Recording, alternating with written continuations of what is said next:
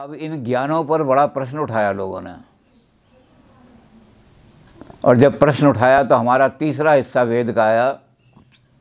वो वेद का अंतिम भाग है, जहाँ वेद का पराकाष्ठा होती है। वेद के दो मानी हैं, एक तो वेद का मानी है ये वेद ग्रंथ, और एक वेद के माने संस्कृत में है विद धातु से ज्ञान।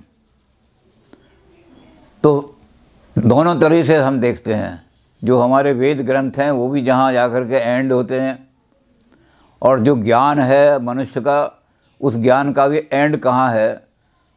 दोनों दृष्टि से हम देखेंगे तो हम कहेंगे ये वेदांत हैं। इसको उपनिषद कहते हैं, उपनिषद ज्ञान। वेदांत दुनिया का सर्वश्रेष्ठ ज्ञान है। राधा कृष्णन ने इसके बारे में कहा है, this is the final phase of human thought. मनुष्य जहाँ तक सोच सकता है, ये नहीं कि भाई मनुष्य ने अब तक जो सोचा वो, बल्कि एक आगे भी इससे आगे नहीं सोच सकता, फ्यूचर में भी इससे ऊपर नहीं जा सकता ये इस ज्ञान से। तो दिस इज दी उपनिषद जो हैं ये final phase of human thought हैं। मनुष्य जहाँ तक चिंतन कर सकता है उससे ऊपर जा ही नहीं सकता, तो फाइनल फेज हैं ये उपनिषद जो हैं। ज्ञान के इतने बड़े भंडार हैं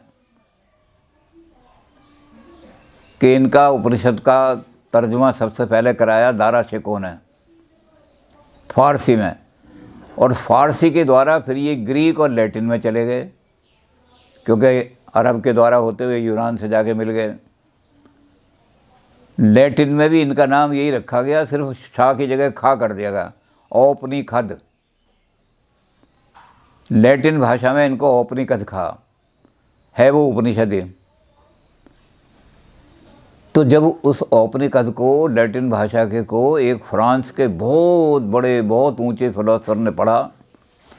वैसे तो उपनिषद जिन्होंने भी पढ़े, विश्व के बड़े बड़े लोगों ने, जर्मन वालों ने पढ़े, फ्रांस वालों ने पढ़े, उसके बाद इंग्लैंड में गए, उन्हें सब लिखा। उन्होंने सब ने कहा कि अरे ये इससे ऊंचा ज्ञान तो कोई हो ही नहीं सकता।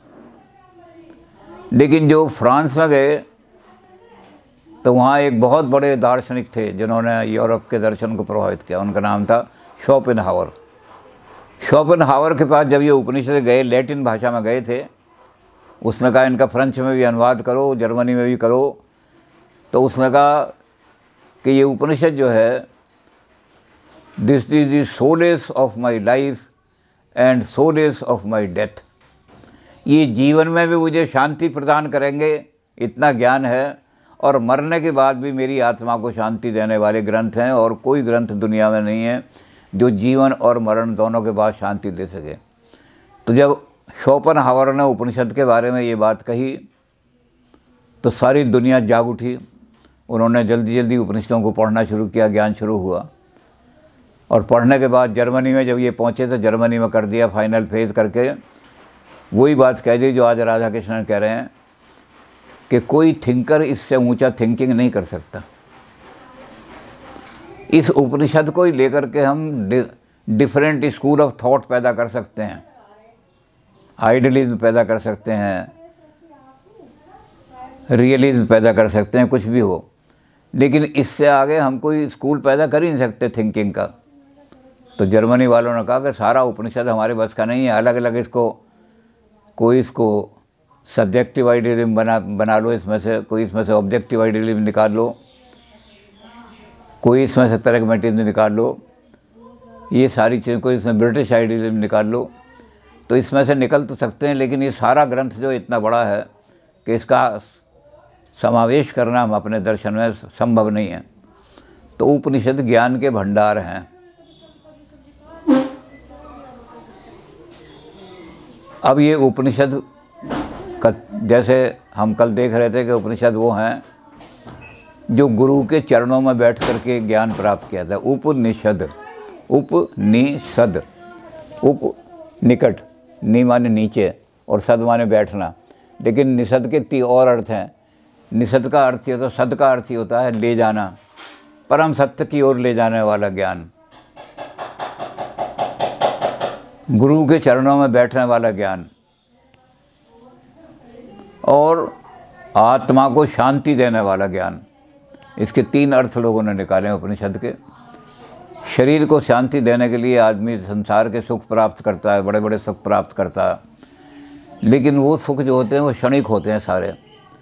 तो आदमी ये सोचता है कि ये सुख जो है, जिस सुख को मैं संसार में भोग रहा हूँ, क्या ये परमानेंट हो सकता है?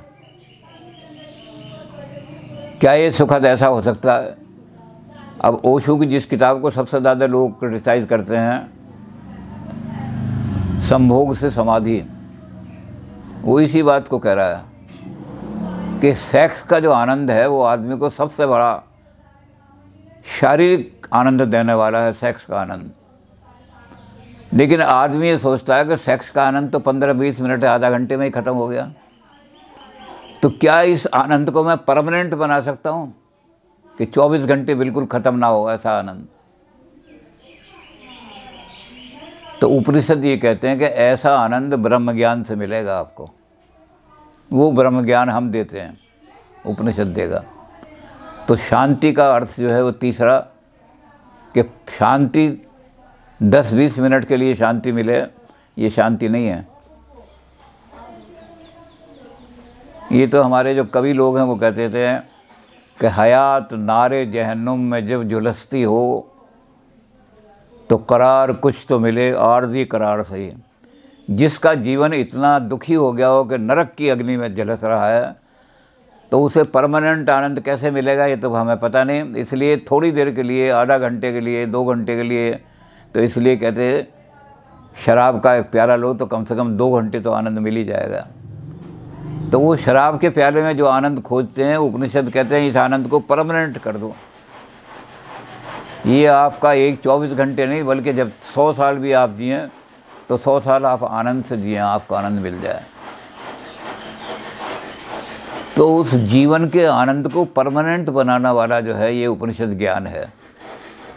इसको इन्होंने कहा ब्रह्म ज्ञान उपनिषद में। और उन्होंने कहा कि इस ब्रह्म ज्ञान को प्राप्त करने के लिए आपको 2 तरह का ज्ञान, ये भी उपनिषदों में, क्योंकि बहुत बड़े उपनिषद, बहुत बड़ा लंबा चौड़ा साहित्य है उपनिषद का, और उपनिषदों पर लोगों ने व्याख्याएं भी इतनी लिखी हैं कि उसका बड़ा मुश्किल है उसको सारे को समाहित करना। लेकिन हम ये कह सकते हैं कि उपनिषदों में जो ज्ञान है वो ज्ञान परम सत्य का, आत्मा का, ब्रह्म का ज्ञान है सारा का सारा। आत्मा का ज्ञान और कहीं नहीं मिलता। तो उपनिषद में कहा कि 2 तरह का ज्ञान है, दोनों तरह का ज्ञान प्राप्त करो। एक को कहा अपरा ज्ञान। अपरा का मतलब इस संसार की जो चीज़ें हैं उनका अगर आपको ज्ञान नहीं होगा तो भटक जाओगे। IAS कैसे पास करना है इसका अगर ज्ञान नहीं है तो उल्टी सीधी किताबें पढ़ते रहोगे आप। कौन से ऋतु में कौन सा भोजन करना चाहिए अगर इसको पता नहीं है तो बीमारियों के शिकार होते रहोगे तरह तरह के। तो आदमी को इस संसार में, संसार से विजय प्राप्त करने के लिए, इस संसार में आदमी सुखी रहे, इस संसार के अंदर आदमी किसी तरह से दुखी ना हो, तो तरह तरह के जो हैं हमने हर विषय के, आपको उपनिषद में हर विषय के मिल जाएंगे। तो ये हर विषय के ज्ञान जो है ये अपरा विद्या कहलाती है। इस संसार पर विजय प्राप्त करने के लिए अपरा विद्या प्राप्त करो, उपनिषद कहते हैं। लेकिन ये अपरा विद्या जो है ये तो टेम्परेरी रिलीफ देने वाली है। आपने एक चीज़ के लिए सब्जियों का ज्ञान प्राप्त कर लिया तो भोजन के समय आपको सुख मिलेगा और समय में नहीं मिलेगा। आपने औषधियों का ज्ञान प्राप्त कर लिया तो जब आप बीमार होंगे तो उसको, तो अपरा विद्या इस संसार को तो आपको ठीक सुखी बना देगी, लेकिन वो परमानेंट सुख नहीं होगा। और यहाँ तक कहा हमारे ऋषियों ने कि हमें मांगना भी नहीं आता भगवान से हम क्या मांगें, क्योंकि जब हम मांगने जाते हैं कि भगवान हमें सुख दो तो सुख नहीं मांगते हम भगवान से दुख मांगते हैं। दुखों की निवृत्ति को ही सुख मान लेते हैं हम। बुखार का उतरना ही है हेल्थ मान लेते हैं। बुखार का उतरना हेल्थ थोड़ी है, हेल्थ तो अलग ही वो है कि बुखार आए ही नहीं हमारे शरीर में। तो हम क्या करते हैं कि हम एक डॉक्टर के पास जाते हैं, डॉक्टर साहब डॉक्टर कहते क्या बात है? कहते जी मुझे भूख नहीं लगती, रोटी नहीं खा पाता मैं। डॉक्टर कहते तो बहुत अच्छा है, भूख नहीं लगती तो अच्छा है, तो भूख तो पीड़ा करती है, भूख से तो पीड़ा हो जाती है, दर्द हो जाता है। कहते डॉक्टर साहब तो भूख नहीं लगेगी तो मैं क्या कैसे रोटी वोटी खाऊंगा? तो डॉक्टर कहता अच्छा दवा ले।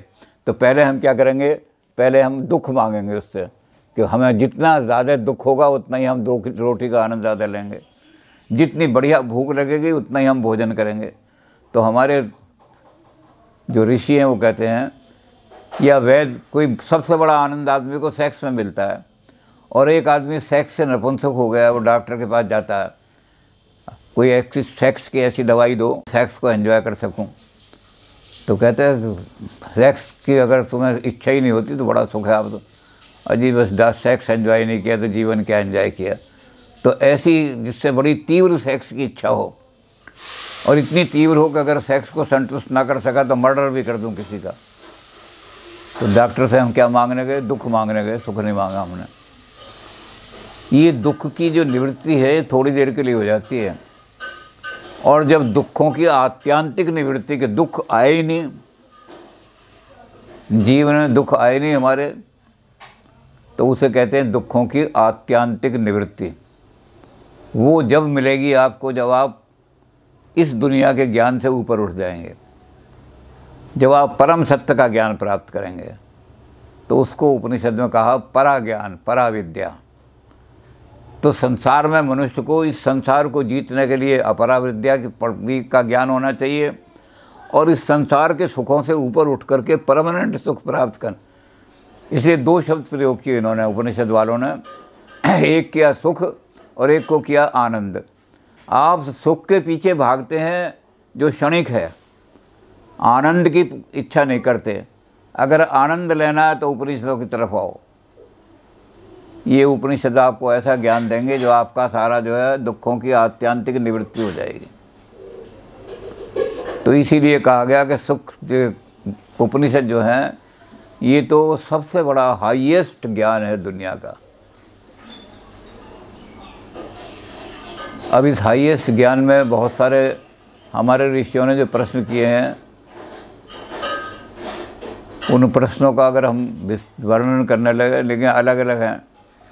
एक ऋषि ने एक आदमी ने अपने गुरु से जाके, ऋषि ने अपने गुरु से पूछा कि बताओ क्या कोई ऐसा ज्ञान है दुनिया में जिसको प्राप्त करने के बाद अन्य ज्ञान की आवश्यकता न पड़े? अब पूरा उपनिषद लिख दिया उन्होंने, एक किताब इसी ज्ञान के बारे में लिख दी। एक प्रश्न किया उसने और एक पूरा ग्रंथ उसको उसी प्रश्न को समझाने के लिए। एक आदमी है वो यज्ञ कर रहे हैं, और यज्ञ करने के बाद बूढ़ी बूढ़ी जो घर में गाय थी जिन्होंने दूध देना बंद कर दिया था और घर पर बोझ बनी हुई थी, वो उन्होंने ब्राह्मणों को दान करनी शुरू किए। तो उनका लड़का बड़ा छोटी एज का था, उसको बड़ा आश्चर्य हुआ कि पिताजी वो गौएं दान कर रहे हैं जो जिसके घर में ब्राह्मण पर बोझ बन जाएंगी, चारा खाएंगी, खल खाएंगी और दूध देंगी नहीं। तो ये बेचारा, तो वो बच्चा बड़े उससे देखता रहा, और देखने के बाद जब उससे नहीं रुका गया तो उसने अपने बाप से कहा, उसने कहा कोई ऐसी प्रिय चीज़ दान करो, ये क्या गौएं दान कर रहे हो? तो वो बाप को गुस्सा आ गया। उन्होंने कहा कि मेरी सबसे प्रिय चीज़ तू है, मैं तुझे दान करता हूँ यमराज को। तो बच्चा जो था वो यमराज को चला गया, उसका नाम था नचिकेता। कठ उपनिषद सारा नचिकेता का के प्रश्नों का उत्तर है। जब वो यमराज के यहाँ चला गया तो यमराज ने देखा कि एक बच्चा यहाँ आया है, बच्चे का मैं क्या, तो उस बच्चे को उन्होंने कहा कि अरे बैठा रहने दो, दरवाजे बैठा है, छोटा बच्चा चला जाएगा। 3 दिन हो गए और वो बच्चा, उसने भूख पानी वानी सब त्याग दिया। तो यमराज आए, कहने लगे कि ब्राह्मण मेरे घर आया है और मेरे घर आकर के दुखी हो रहा है, ब्राह्मण को कष्ट देना ये तो पाप है। तो इस बच्चे से कहो ये अपना भोजन कर ले, 3 दिन हो गए आज भोजन नहीं किया। उसने कहा मेरे प्रश्नों का उत्तर अगर नहीं दोगे तो मैं भोजन नहीं करूँगा। तो यमराज ने कहा बताओ 3 दिन से तुम भूखे बैठे हो, तो 3 प्रश्नों का उत्तर मैं दूंगा तुम्हारे। तो उसने प्रश्न किए नचिकेता ने, अब ये नचिकेता की जो कहानी है ये इतनी प्रचलित है, सबसे ज़्यादा प्रचलित है हमारे यहाँ, यमराज और नचिकेता का संवाद। तो उसने जो प्रश्न किया उसमें तीसरा जो प्रश्न था अंतिम, वो प्रश्न था कि मेरे पहला प्रश्न था कि क्या मृत्यु का रहस्य बताओ, मृत्यु क्या चीज़ है। लेकिन अंत में उसने जो तीसरा प्रश्न किया, वो तीसरा प्रश्न ये था कि मरने के बाद आदमी कहाँ जाता है। कुछ लोग कहते हैं कि मरने के बाद स्वर्ग में जाता है, कुछ लोग कहते हैं कि मरने के बाद तुरंत ही दूसरा जन्म ले लेता है, कुछ लोग कहते हैं कि मरने के बाद ही आत्मा भी समाप्त हो जाता है। चारवाक ये कहते हैं कि आत्मा मरने के साथ ही ख़त्म हो जाता है। तो मुझे ये बताओ कि मरने के बाद क्या होता है आत्मा का अंतिम। अब ये जो प्रश्न किया नंबर 3 का, तो यमराज ने बहुत उसको मना किया कि तुम बच्चे हो, इस रहस्य को तुम नहीं समझ सकोगे। उसने कहा कि जब तक आप मुझे इस प्रश्न का उत्तर नहीं दोगे मैं यहाँ से टलूँगा नहीं, बैठा रहूँगा यहीं। तो यमराज को उनका उत्तर देना पड़ा, एक पूरा उपनिषद लिख दिया, कठ उपनिषद। ऐसे ऐसे प्रश्न उठाए गए हैं उपनिषदों के अंदर। ये आत्मा जब हमारा रात को हम सोते हैं तो रात को कौन सोता है, शरीर सोता है या सूक्ष्म शरीर सोता है। और जब स्वप्न भी नहीं देखते हम तो क्या आत्मा भी सो जाता है। अब इसका प्रश्न का क्या उत्तर देंगे, दुनिया में किसी के पास उत्तर नहीं है। हमारे उपनिषदों में उत्तर मिलेगा इसका। आत्मा के अलग अलग विस्तार बताए, फिर लेवल बताए कि जागृत अवस्था होती है आत्मा की, एक स्वप्न अवस्था होती है, उसमें आदमी स्वप्न देखता है तरह तरह के। और उस स्वप्न में क्या होता है कि हमारी जो शक्ति है वो शक्ति अपने आप ही जैसे चाहे वैसे जीव और जैसे चाहे वस्तु है, जैसे चाहे महल, हवाई जहाज़, रेलगाड़ी, बड़े बड़े सब चीज़ें क्रिएट कर लेती थी अपने आप। ये हमारी सृजन शक्ति आत्मा में है। आत्मा सूक्ष्म रूप से सारा सूक्ष्म जगत पैदा कर देती है। और जब उसके बाद भी आत्मा को आनंद नहीं मिलता तो आत्मा किस अवस्था में, सुषुप्ति अवस्था में चली जाती है, ड्रीमलेस स्लीप। लेकिन वो ड्रीमलेस स्लीप में कौन सोता है, आत्मा अगर सो जाए तो मृत्यु हो जाएगी। तो जब आदमी ड्रीमलेस स्लीप के बाद उठता है तो कहता है बड़ा आनंद आया, कोई विघ्न नहीं पड़ा, रात को बड़ी गहरी नींद आई, सपना भी दिखाई नहीं दिया। तो ये आनंद किसको आता है, शरीर को आता है या आत्मा को आता है? आत्मा का एक रूप। और इसके ऊपर फिर उनका एक ऐसी अवस्था आती है तुरीय अवस्था, जिसमें सूक्ष्म शरीर भी खत्म हो जाता है, जिसमें कारण शरीर ही बाकी रह जाता है आत्मा के। तो इसका वर्णन एक उपनिषद में किया। इस प्रश्न का उत्तर देने के लिए पूरा एक उपनिषद लिख दिया। एक एक प्रश्न ऐसा ऐसा उठाया है लोगों ने, हमारे ऋषियों ने, कि उनका वर्णन करने के लिए हमें एक एक प्रश्न अब जो